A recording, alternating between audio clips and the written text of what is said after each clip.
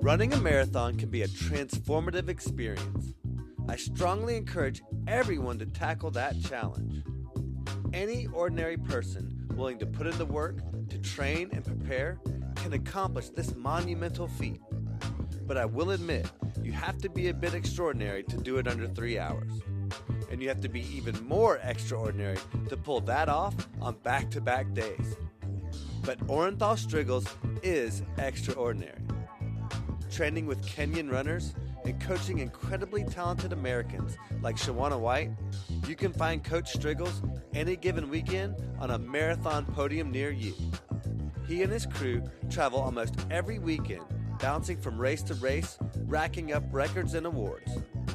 But not just a world-class runner, Orinthal has used his talents to help others attempt to accomplish some pretty lofty goals as well. His passion for the sport started at an early age, and through overcoming some tragic mistakes along the way, Coach Striggles has now been able to help athletes on 2 continents realize their dreams and potential. Orinthal has served as a mentor to many. His example, both in his full-time role as counselor and especially as father, show all of us how we can overcome adversity and dedicate ourselves to what is truly important. We all make mistakes, but it's how we choose to react to those mistakes that define our character. And Coach Striggles is definitely a character. Hear all about the journey of this running man in my conversation with Coach Orinthal Striggles.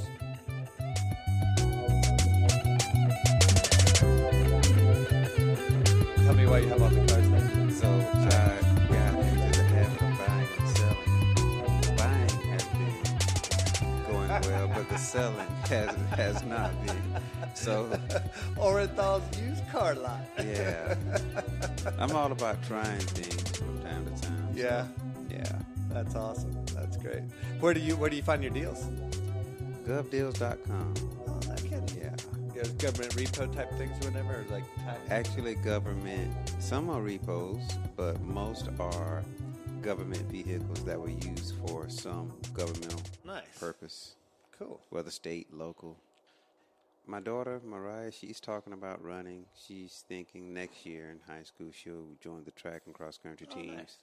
Oren has a lot of talent. He would come with me to the races, and he'll get in the kid fun runs, Oh yeah. and he would win most of them. If Yeah. not, he would always be in the top 3. But Yeah. he has a running mind because he would always be tactful with how he would run. He's got the gift. He likes to, he Yeah. does. He does. Yeah. I just, if they use it, they use it. If not, Yeah. Yeah. Well. And at this stage, you just let them figure Yeah. it out. Like Yeah. as soon as you try to push them in one direction, that's when they go the other way. And then right, it gets, yeah. right. Well, it's funny because like my parents were both pretty athletic and they got into triathlon and they ran marathons when we were all growing up. I just completely rebelled. I was like, nah, I'm good. So like by the time I got to high school, I had given up any running. I'd given up on track. I was just out there having a good time. Yeah. But then like once I hit like, later on in life and had matured and not been quite so obnoxious all the time, it was Well, like those seeds have been planted, man. Right. Well, I know it saved me. I've always wanted to be athletic because my dad was very, very athletic, and What was his background? What did he do? He was a very good basketball player. Nice. And so I would see his trophies along with the trophies of his siblings, and I was like, man, I love those. I want one or some myself one day. And so I found out, hey, be an athlete, you have an opportunity to win. Nice. Now I have more than Now you need a whole mantle to hold all the hardware and everything that you guys are coming home with all this every weekend, man. That's great. Well, let's roll right into it, man. This is the Extraordinary Podcast, and my guest today is Orinthal Striggles. Yes. How are you doing, man? I'm doing great. How are you? Good. Thanks for having me. Where are we at? We're in Columbia, South Carolina. Yeah, thanks for letting me come to visit you guys in your home. This is a real treat to be with some world-class athletes, man, some high-quality runners.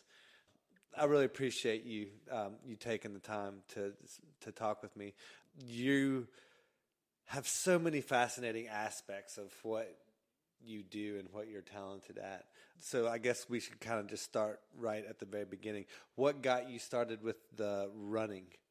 Well, I discovered I could run one day when my brother wanted to get me in trouble because my grandmother would spank us, and hard. And so it was something to laugh about because he came outside, they started chasing me to catch me, and I realized I'm running and I'm not getting tired, but he is. I can run for a long time. And from there, I was about 5 or 6 years old at the time, and in the country where I grew up in Girard, Georgia. Yeah, you grew up in South Georgia, right? That's right. Out in the country. And so at that time, I discovered, hey, I have something. And so from there, I just continued. So you knew early on. Right. It's like I don't have to be fast. I just got to be faster than you. Right. Keep from getting that whooping. There you go. So then you started doing cross country and track in high school?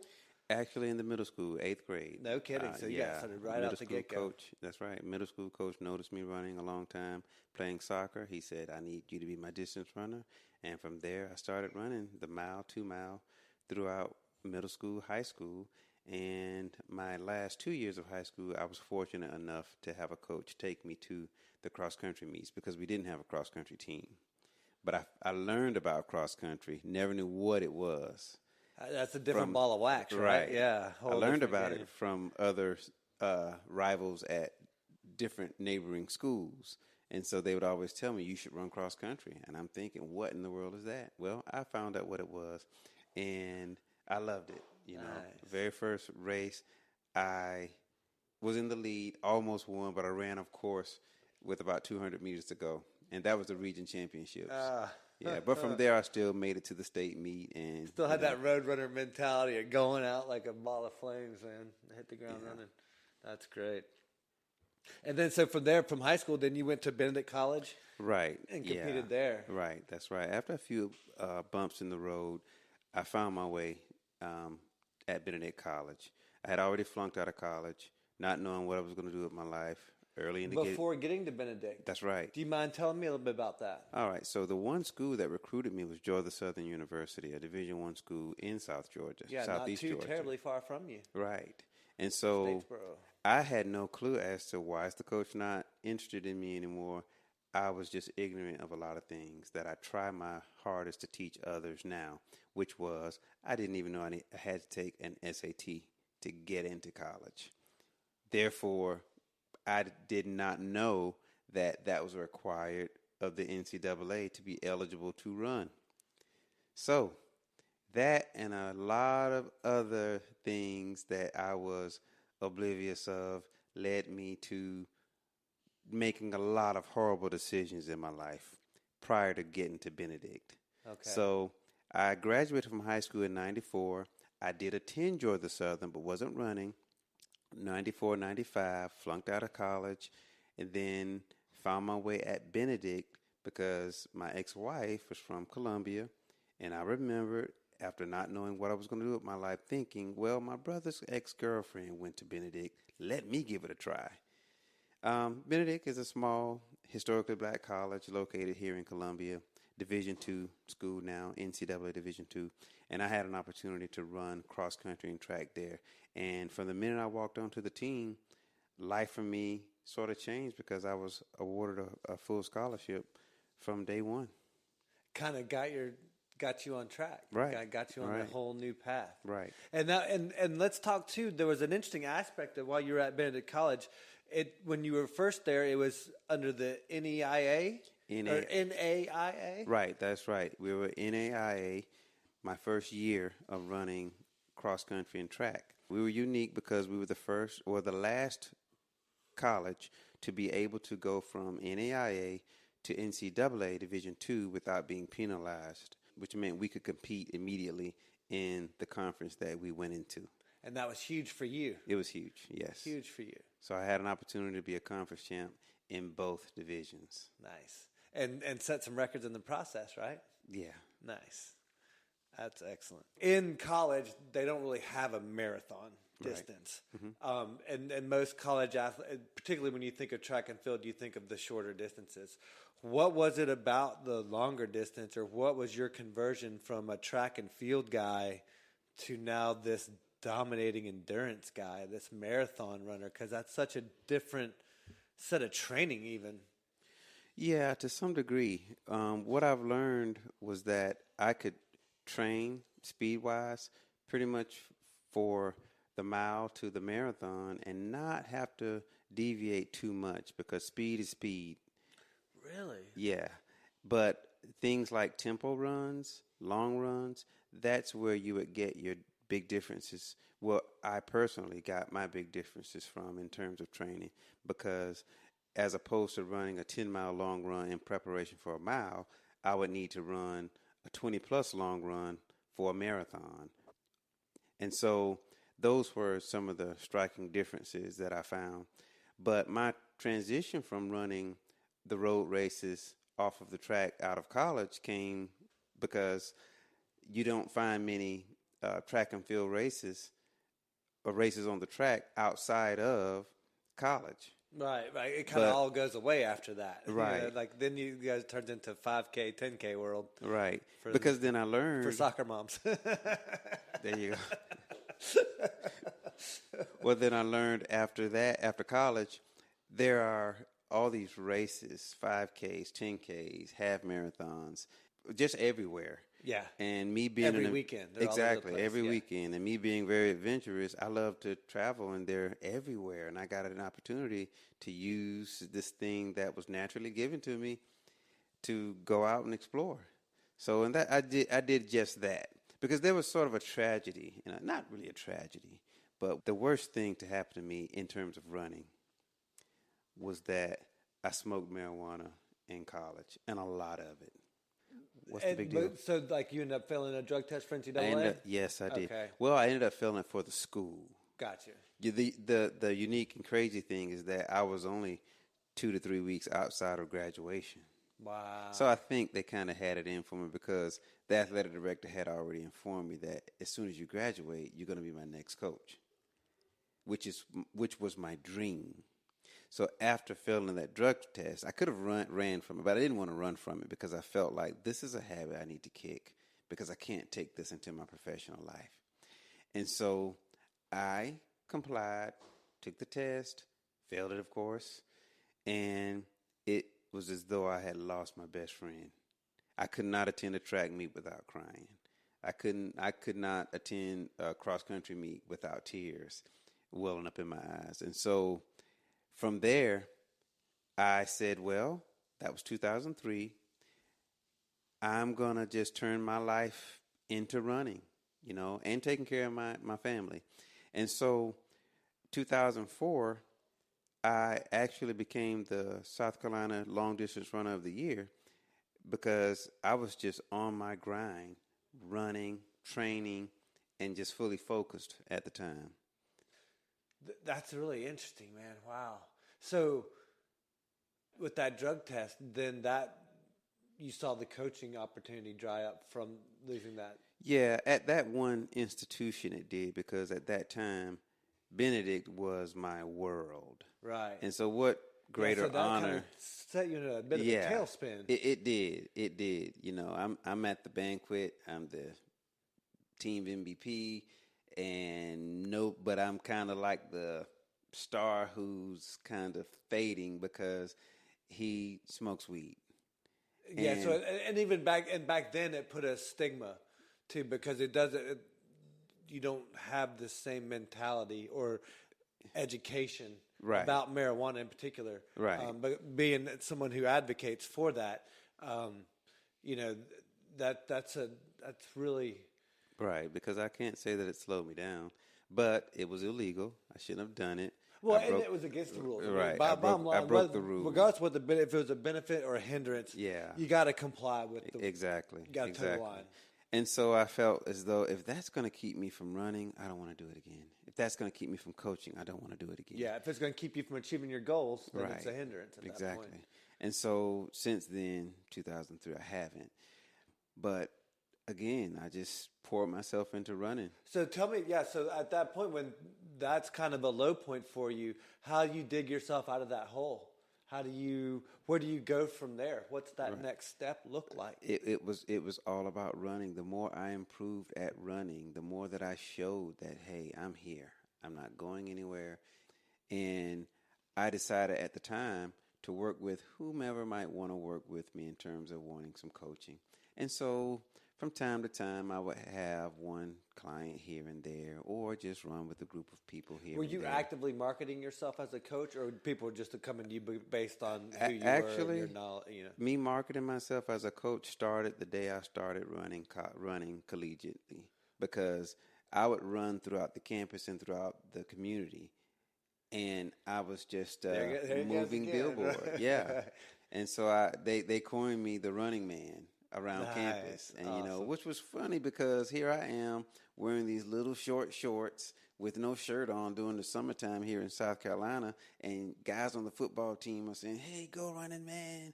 And others in the community, hey, go running man. And so that was a real big compliment. It made me feel really, really good. Yeah, for sure. Yeah. To get that kind of attention. Yeah, for sure. So then tell me about your transition into marathon. What was your first marathon? So my very first marathon was the West Palm Beach Marathon in West Palm Beach, Florida, and it came the day after I ran a 5K. I ran the Town Center 5K in Jacksonville at a time of 15:02, and I drove straight from there to a relative's and that's a haul, house. Jacksonville to South Florida. Yeah, it's about a 4.5 hour drive, I believe. And so I got there, made it to the race early so I could take a nap in the car. And I ran that race, and I ended up running 2:38. I placed third. On your first marathon. In my first marathon. And I led the race up to 12 miles. But after 17, I asked myself, what in the world are you doing? Yeah, it was a different world. And so I asked the biker what place I'm in. She said, you're in third. No one's close. And I thought, okay, well, I can finish because I'm going to finish and be able to make some money today. Right. And so that was my goal at the time. I just wanted to live that runner's life as much as I could. And the way to do that is to finish where you get a paycheck at the end of it. Exactly, right. Well, let me ask you then, because for all of us regular humans, we have that wall that we hit with a marathon, and we all have that experience of where the wheels fall off and everything kind of shuts down. Gosh, did you even have time to have that experience, or did you just blow right through that? No, I had that experience. At mile 17, when I asked that biker, what mile is it, what place I'm in, I was hurting. I had never experienced that in my life. I was hurting so bad. I wanted to stop. But you kept going. But yes, knowing that I've come this far, not only in travel, but in this race today, there's no way I can stop. Because you can't give up that one spot. Exactly. As soon as you give up that one spot, the paycheck's gone. Right. That's exactly. Then the whole trip, it changes the entire dynamic of the trip at that point. It would have been a long, sad ride home, but thankfully, it would have been a long ride home. Right. Thankfully, I placed third, and that's amazing. I've had those moments where the wall has been there, but for the most part, due to the training, you know, and thankfully, I've been able to stay fit and healthy. The long runs, putting those in have really helped me. And I guess I would say racing smart. Yeah. You're not going out in over my head, has allowed me to finish quite a few. Well, just understanding the concept of a negative split, I think, changes the dynamic for a lot of people. As soon as you can kind of wrap your arms around that, I think that then you realize you got to have something in the tank. And then, of course, the nutrition aspect. I mean, that's a huge part of it, too. Yeah. Was it your natural ability as a runner that had people naturally kind of looking to you as a coach? I think that's part of it. You could probably remember pointing out the smarter kids in class and saying, I'm going to get that guy to help me with my homework because he knows that subject. Yeah. And so when someone would see me, in what I was doing with running, naturally they would gravitate toward me to ask certain questions. How do you do this? How do you do that? And it felt good to be needed in such a way. looked at as like an expert in the field kind of deal. Right, right. And wanting to be an expert in the field later on, because coaching was something that I always wanted to do. That's great. And so that made it easy for me to kind of just transition into coaching. Well, it's so neat. It's so much about. I just read this book that's called "So Good They Can't Ignore You" by what's his name, Cal Newport, and he talks about, like, so many people say, well, follow your passion and do what you love and that sort of thing. But it's really, he takes a different approach. It's more about, like, get good at it. Right. And once you get really, really good at something, then the opportunity to take that and turn that, or to apply your passion with that level of expertise, that's where you get the real fulfillment. That's where you get that real sense of purpose and meaning with what you're doing. And it sounds like that's exactly kind of like what happened with you. Yeah. I started to really study it, not just study myself, but other runners especially. And that's how I actually ended up. I was fortunate to be able to run cross country, or to learn about other things, because I would always become friends with those guys who were better than me. If you beat me, I'm going to get to know you. I want to know you. Yeah, isn't that funny? And yeah, because I don't want to be a rival or an enemy. I need to know what you know, because obviously you know something I don't. And so it's really, really afforded me a great opportunity to get to know some really good people, including former world record holders, Khalid Kanuchi, Paul Turgot, and other Kenyans as well. And it's all because I want to be good at this thing, called running and coaching. And so it feels good for me to help others achieve their goals. What's something that you learned from them that had a lasting impact on you, those world-class guys like that? Be humble. Really? Yeah, be humble. Never think you know it all. Yeah. I'm always open. I learn a lot, even from Shawana. I didn't come into coaching her knowing everything in order to help her to achieve the goals that she's achieved. Some of it came in trial and error, I didn't know to slow down more often than not. And so when I started to do that, me, myself, I started to feel a whole lot better, on days where I may have felt like crap, because I'm taking it easy. I'm really able to enjoy it. So just being humble, understanding that there are others, every one of us have value. We can all learn from each other, even if that learning is learning what not to do. Right, sure, absolutely. Yeah, we all have something to offer. So I'm real curious about the coaching aspect. In my own personal thing, trying to develop a program that's a personal development coaching platform, how you go about designing your programs, designing your workouts, designing what Shawana's going to do for that matter. What's your process for that? Do you do it like, do you test stuff out on yourself first? Is it more of like a trial and error kind of thing like you're talking about? Or do you look to some of these Kenyans that you've gotten influenced by? Or tell me about that process. I would say it's like a good ingredient. Some things you may be aware of already to make this thing the spiciest and the best that it can be. Then there are things that you learn as you go along the way from other people. And so I don't say that there's no one cookie-cut way, I believe, to approach this thing.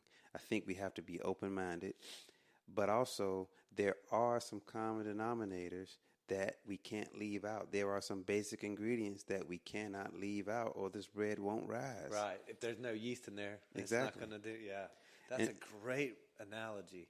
I approach it with an open mind. Understand that we all start from different places. We all have different goals. And depending on what those goals are, that's kind of how I gear the training. But I also have to be realistic, and I encourage my athletes to be the same. Because we may want to run a time right now in 6 months that we may need to wait 2-3 years before we can do such a thing. Because I'm looking at your experience. Bigger picture. Other times, yes, the bigger picture. And so that's my approach. Nice. You've been coaching for a while now. You've got to, and you've been exposed to a lot of different level of athletes, and you've had to cater specific programs for specific individuals. What is the biggest thing that has changed since you've started coaching that you've learned over time that you've tried to implement or teach your athletes? What's the biggest difference now compared to when you first started? Because like college level is like NCAA coaching. You think that is a certain thing, and like you're working towards sprinting, and like you're these young athletes that can bounce off walls versus like training somebody for a marathon as a 40-year-old. You know what I mean? Like that looks a little different. And yeah, it does. So what I would say to that is lifestyles, because at the collegiate level, and even if you're running for a living, that may be all you're doing for the most part. Right. But when you have a life, a 9 to 5, life, yes, then that's a different look. I have to take all of that into consideration. I've coached folks in the past whereby I didn't clearly understood what they did for a living, for instance. So I've learned I've really got to know this person. I've got to know when they're on their feet, how often, what their diet is like. There's a lot of things that go into it if I really want to get the best out of this person, you know. And if they decide to change some of those things in terms of for improvement purposes, things that can change, then we're going to have a great relationship if they can do that. But I first have to recognize, and that I didn't understand at first. There was a guy I coached who worked for UPS. I was wondering, why is he not doing some of the runs that I really want him to do? I need him to do these runs. And then, because he's putting in 6 miles on the job. Exactly. You realize. And so we were only a few weeks out from the marathon, and I said, I don't understand. You have the talent. Why isn't this happening and that happening? And then he said, well, you got to understand, I'm on my feet, and I'm walking like 10 miles a day. Yeah. And a light bulb went off that, whoa. Wait a minute. That changes everything. A lot would have changed in his training plan had I known that. Right. I couldn't blame him. That was just a note to self. Aha. Yeah. Aha moment for you, right? This is what you need to do now. Yeah. So things like that, makes things different. How are you gaining your knowledge? Where do you get your ongoing learning for coaching? How do you go about that? Well, a lot of it is trial and error. All of what I would have my athletes do, I've done it myself. Mm-hmm. At some point, I've done it. I read, and Shawana reads a ton, and listens to every podcast on the planet, anything dealing with running. Yeah, we talked about that. She had a list of them. Yeah. and so from those things I'll learn from. Some things I might learn by accident. I'm somewhat of a sponge. I want to be good at it, and therefore, because early on I was reading everything myself. The books on running by Jeff Galloway, everything that there was. I'm trying to get him on the podcast. He lives up by me. Cool. He's a neat one, man. Yeah. Oh, so let me ask you. So bringing up the run walk method, coming from again that collegiate level mentality of training and of coaching, what are your thoughts on that run walk method and that more of that endurance based training program or training regimen? Well, based on what I see, folks have completed marathons doing that. If that was their goal, it worked. Yeah, it got the job done. It got the job done. Well, what I like so much about it, again, it's teaching you to kind of hold a little bit back and that consistency. So much about, and Phil talks about these running metaphors with life, and I think this is one that really holds true, is like that consistency. If you do just a little bit consistently over time, then like if you allow that to run its course, then the results you see from the long term are astounding compared to just, the here and now. I got to have it. I agree. Yeah. I think one of my biggest pet peeves is be consistent. Be consistent. If right now being consistent means running 2 miles a day, be consistent at running 2 miles a day. Yeah. Just what you were saying. Yeah. And if you can do a little bit more in the long term, it will add up. Well, that consistency will allow you to do the more later on. Like you run 2 miles every single day for 2 weeks. Guess what? After 2 weeks, you're going to be able to run more than 2 miles. Right. No matter which way you try to slice it, that's what's going to happen. So, you got a favorite book? One that made an impact on you, maybe back in high school or when you were younger, anything like that? A book maybe that you've given away? Any book that you encourage your athletes to read? I Train Hard, Win Easy. I'm not sure who wrote it, but it's about Kenyan runners. It could have been by, I think, a brother Coleman, who was one of the pioneers of coaching Kenyan runners. But it tells you a lot about the Kenyan way of life in terms of running. And so it's really a highlight of a lot of different runners, of the more prominent runners. And so I must have picked this book up around the year 2003. Not sure how old it was or is, but when I went through it and read it, man, these guys, some of the things that I saw that they were doing, and women, was just amazing. And so that was just a favorite because it really showed me the level of hard work that goes into running at the highest levels. They're not just talented and gifted. Yeah, you have to work too. at it. Yeah. Well, that's a great segue into your coaching with the Kenyans. You've actually been able to not only learn some of their best practices, but you've been able to train some of them here in the States. Can you tell me about that program? Well, actually training with them. Oh, yeah, I'm sorry. Yeah, that's a better way to say it. Yeah, sure. But one of the things that Shawana and I have been able to do is we've been able to house and host a few runners every year to give them an opportunity to come run and experience America and whatever opportunities that might open up for them. And so it's been a great experience. For one, it's allowed me to train with them when I can. And talk about training with some world-class athletes. Exactly. Up in your game. No wonder you're putting up these times. Right. And I've been able to, of course, enjoy the foods that they cook as well. The culture, all that. Added bonus for sure. And you guys have one, was it Harrison living with you guys right now, right? Harrison is with us now. Yeah. Yeah, and he'll be with us, I think, for a couple more months. Awesome.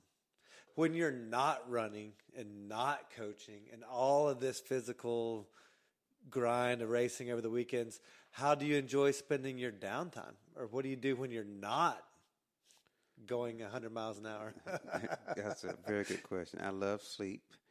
I love to relax. I was going to say, you guys have to be hitting it hard in the rest category. Yeah, I mean, as hard as you go. Yeah, I'm full throttle. Sometimes I look back and wonder, man, how am I doing all that? But it goes to show if you just do it. Sometimes don't even think about it. Just do it. Just do it because it's got to be done. And most of the times it will get done.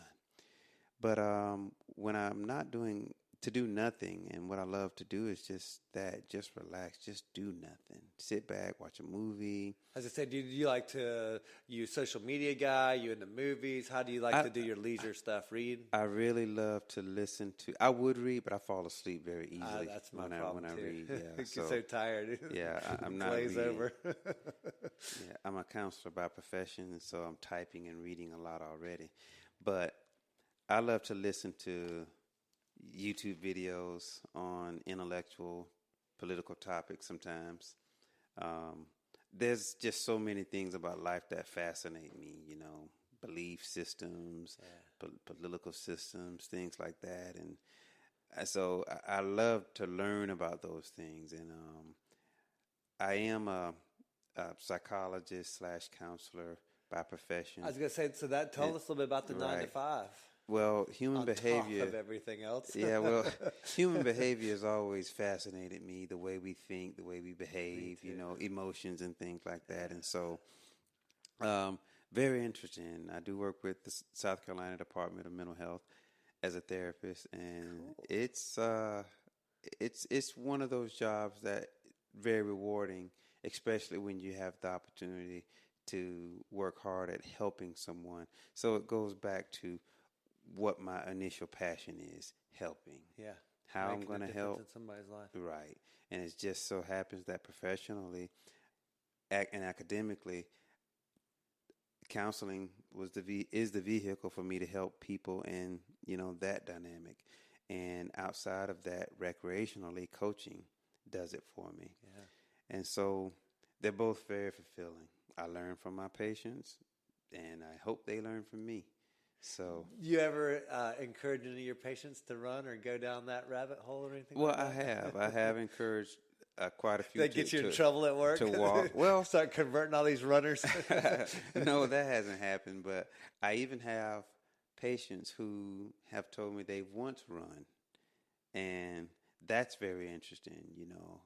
Yeah, like how did you go from being a runner to this spot in time kind of thing? Yeah, that's interesting. All right, so you said when you're not running, you like to sleep. So do you consider yourself to be a night owl or an early bird? Definitely a night owl. Night owl, yeah. I'm so much not an early bird. Yeah. I will get up because I have to get up. Right. And I can do that consistently. But if given the choice, yeah, the bed will have to make me get up because I can sleep. I tell you, it's like I said, as hard as you guys are going, that doesn't surprise me at all because I think that recovery is such a huge part of exercise that gets overlooked. And so you're a perfect example of why that recovery is so important. Clearly it makes a huge difference for you. Yeah, it does. So being a coach in the field and we've seen a lot of really cool evolutions over the last, I would say maybe 10 years. With pedometers and with some of the stride analysis and the advancements in the technology and the footwear and all that. What do you think is going to be the next big thing with running? What do you think that this sport is going?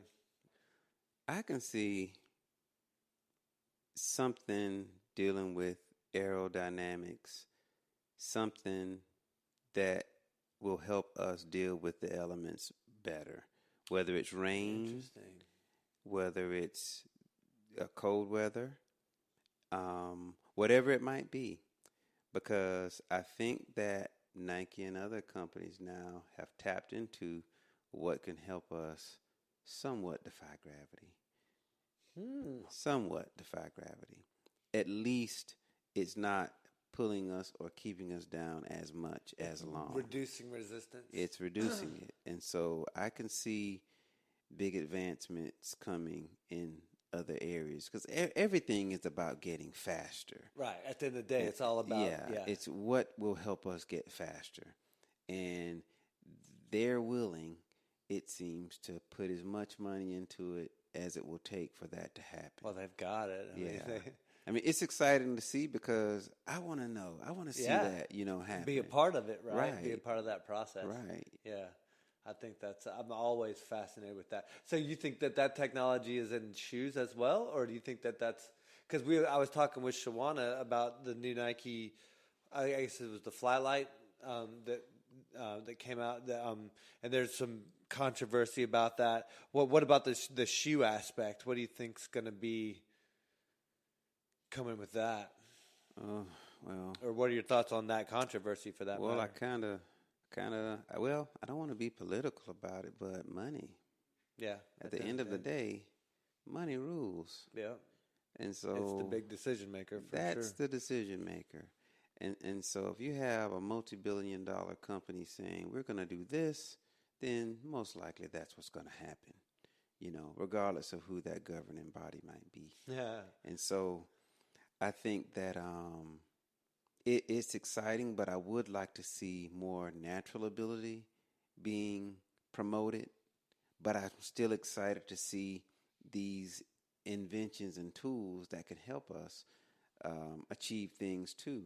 Well, I think the advancements in training in particular have really led to that optimization of the human body, that optimization of what we're capable of. Right. I agree because you can put on anything, but at the end of the day, if you don't already have the gift to give it the gab, it's not going to go anywhere. If you hadn't put in the work, too, for that matter. Exactly. No matter how light Right. those shoes are, or what kind of drop they got. It's Right. like if you haven't put the work in. Yeah, because undoubtedly Kipchoge and those guys, everyone else who's running the world class, elite times, breaking world records, they've put it in. Yeah. They put it in long before the shoes came along.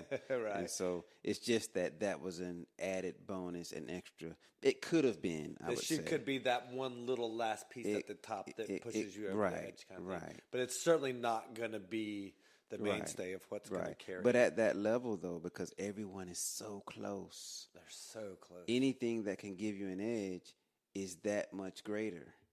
Because Speedo wouldn't be in the position it's in if every swimmer could just go out and do what they do in anything. Right. So the equipment matters a lot. Yeah. Yeah. For those little tiny, it's like, it's kind of, again, that metaphor for life. It's like the little details matter. Yeah. The little things make a difference. And it's really important that you pay attention to those little things and do the little things that are easy. And if you do all those little things, if you do take every little advancement that you can, then that's when it all can kind of come together for you. So being a coach and having been coached all through high school and collegiate level, you've heard lots of advice and been given lots of advice. What's some bad advice, or what's some of the worst advice that you've heard, or maybe advice that you hear now that just drives you crazy as a coach? Oh, wow. Just the one, run hard every day. I've heard that. Do people still say that? Yes. Do people still have that mentality? Well, I mean, I know people have that mentality, but from a advice perspective, I would be surprised if people still thinking like that. It's so stupid. It's amazing that a lot of coaches are coaching, at the collegiate level even. But you still get that. Yeah.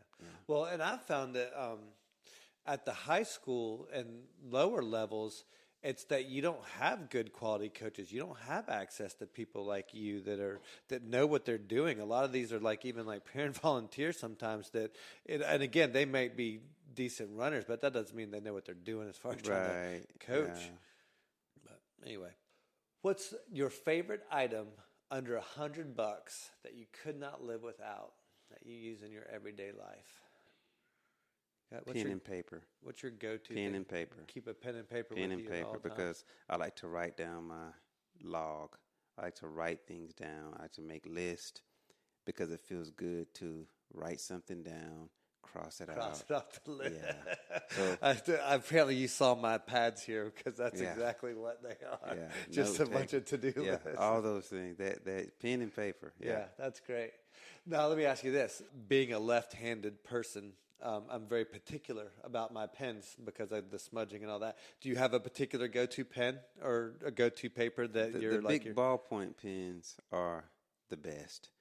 Paper, I sort of like the printer paper, the plain white printer paper. Yeah. So how do you track all of your data and all that? Do you do that old school style on pen and paper? Yep, and then do you take that data, then transfer it into spreadsheets, or you keep it all manual? I keep it all manual. Nice, old school. Yeah. Well, I find a lot of coaches still do that. A lot of the ones that are real hands-on. Obviously, in my world, there's a lot of virtual coaching, particularly in the triathlon world. So obviously when you're doing that, then it's all computerized, and they actually have software now.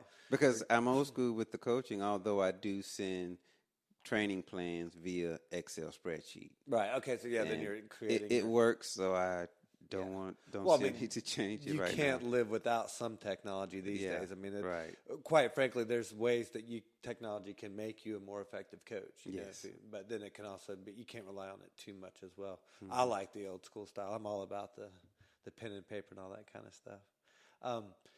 If you had a podcast, who would you like to interview? Oh, wow. I would like to interview a wide variety of folks. Anybody outside the running community? That'll make it a little more difficult for you. Outside the running community? Yeah. I would have liked to interview Kobe Bryant, someone like that,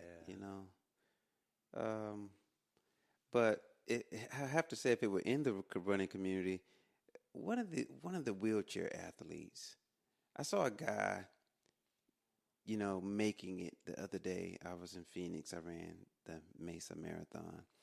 And while he struggled, I just kind of want to know, what's that like? I see people, with mental illnesses and disabilities, on a daily basis, but, not many athletes.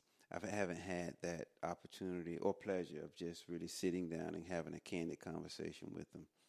Because one of the analogies that I used to use as a runner was that when folks would complain about not performing as well as they should is, what would the man with no legs think?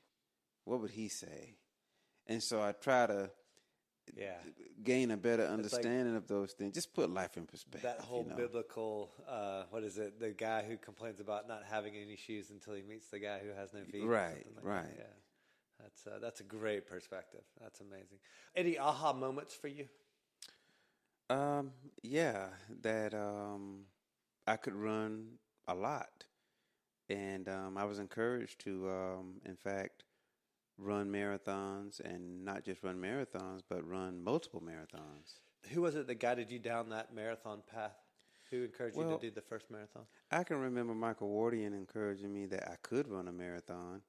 And then it was John Piggott out of Virginia who encouraged me to run multiple marathons because it's something that he's done.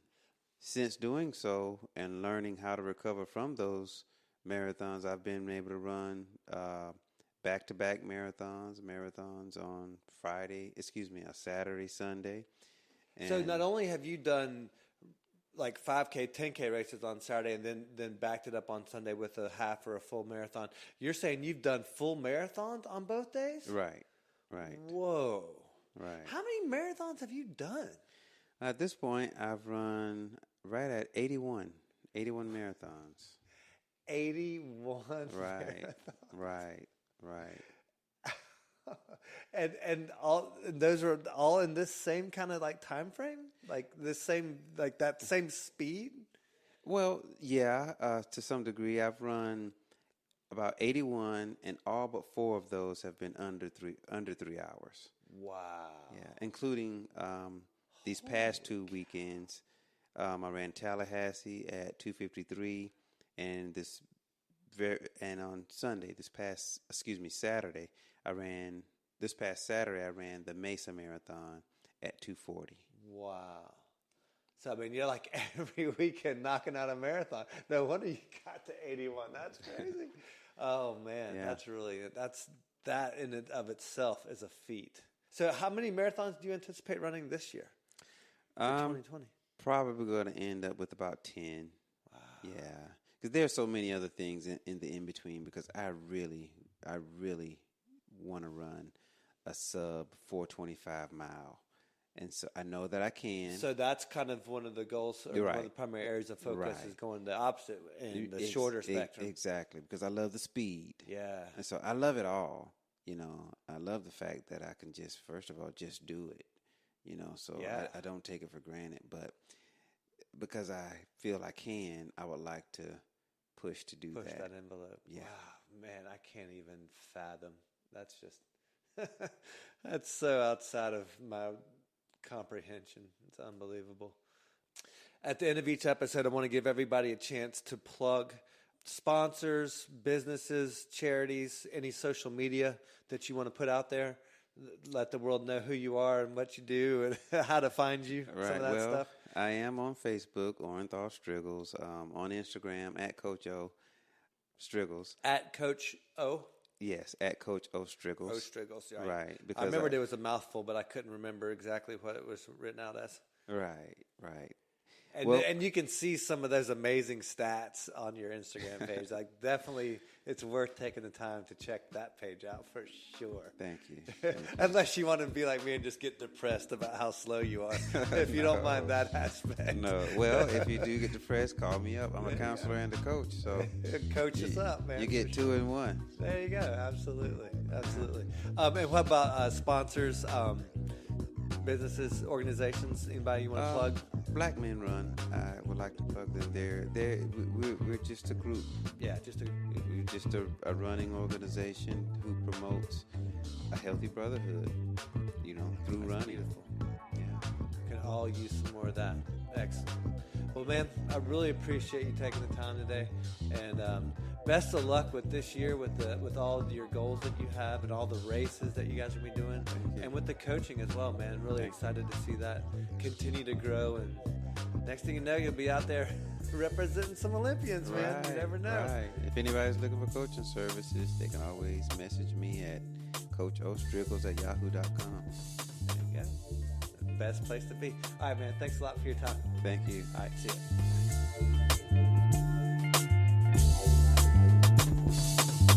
Hey, y'all. Thanks for listening. So what'd you think? What did I miss? Anything that you wanted to hear that I didn't cover? What do you want to know more about? Who would you like to see on the show? Hit us up on social media and tell me what you think. Check us out on iTunes and please leave a review. We're now on Patreon, and your support there helps let us know we're headed in the right direction.